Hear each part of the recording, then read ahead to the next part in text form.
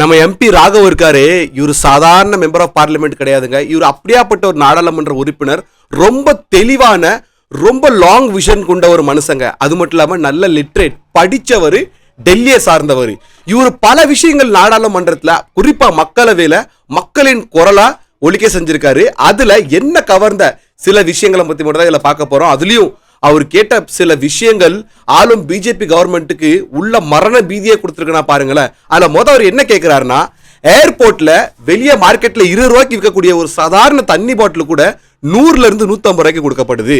ஒரு டீ குடிக்கணும்னா கூட 250 ரூபாய் செலவாகுது. ஒரு சமோசா சாப்பிடணும்னா கூட 350 ரூபாயில இருந்து 400 ரூபாய் வரைக்கும் செலவாகுது. அப்போ ஒரு ஆத்திர அவசரத்துக்கு ஏர்லைன்ஸை யூஸ் பண்ற ஒரு நடுத்தர வர்க்கத்தை சேர்ந்தவன் அங்க ஒரு பசிக்கு சாயா கூட குடிக்க பயப்படுறான், தண்ணியை குடிச்சு வயிறு நினைக்கிறான். இதுக்கு உங்க கவர்மெண்ட் என்ன நடவடிக்கை எடுக்குது? எவ்வளவோ யங்ஸ்டர்ஸ் இருக்காங்க, அவங்கள கூப்பிட்டு